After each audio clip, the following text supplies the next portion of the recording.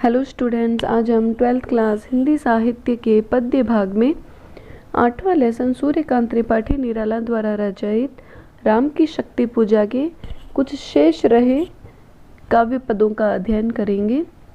जैसा कि हमने इसके पहले के भागों में पढ़ा था कि श्री राम किस तरह से रावण से युद्ध की आशंका में जो है वो चिंतित हो जाते हैं कि कहीं वह इस युद्ध को हार न जाए।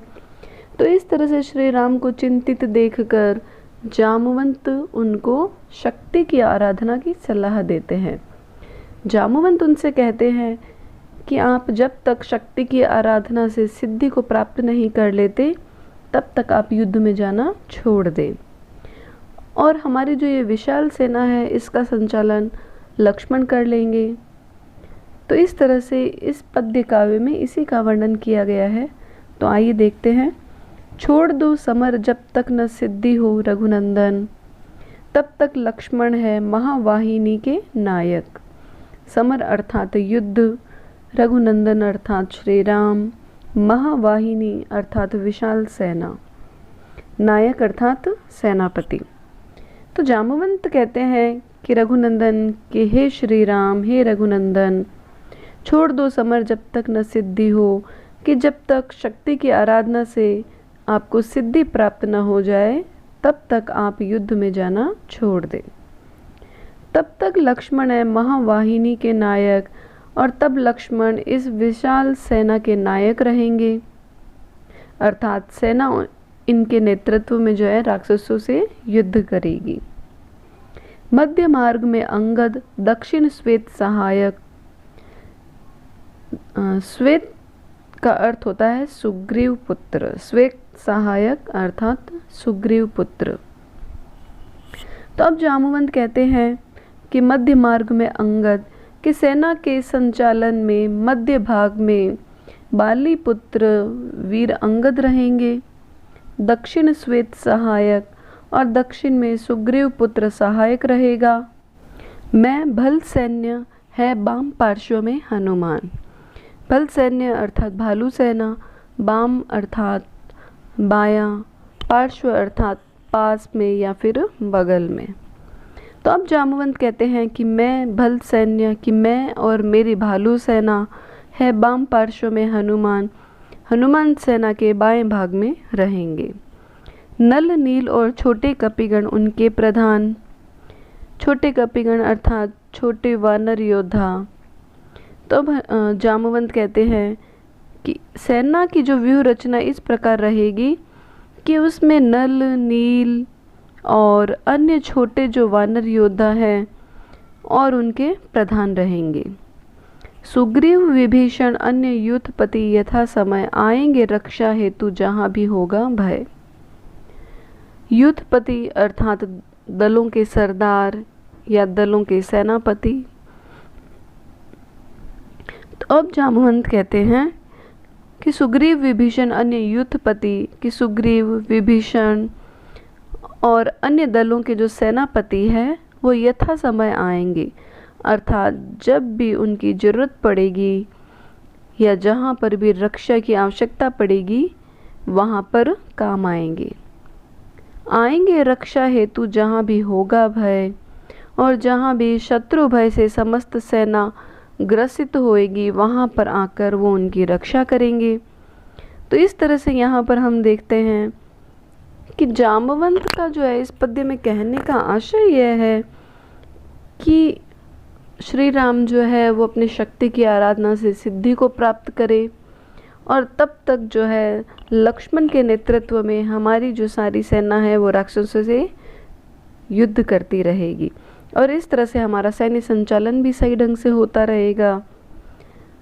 तो इस तरह से जामवंत की जो मनोभावना है उसका बहुत ही स्वाभाविक वर्णन हुआ है। यह अंतिम जप ध्यान में देखते चरण युगल, राम ने बढ़ाया कर लेने को नील कमल। तो इस पद्य में उस समय का वर्णन है जब श्री राम शक्ति की आराधना में ध्यान मग्न है, और जप का अंतिम मंत्र बोलते समय जब वह अपना हाथ नील कमल को लेने के लिए बढ़ाते हैं तो वह पत्र जो है उनको खाली मिलता है।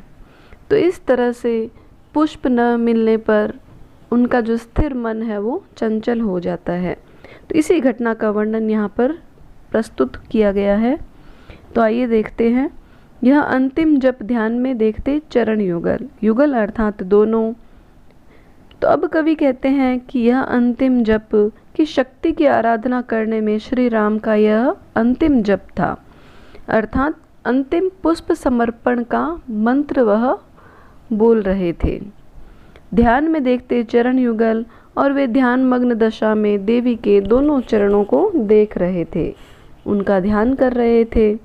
राम ने बढ़ाया कर लेने को नील कमल, तब श्री राम ने नील कमल को लेने अर्थात उसको उठाने के लिए अपना हाथ बढ़ाया। कुछ लगा न हाथ, हुआ सहसा स्थिर मन चंचल।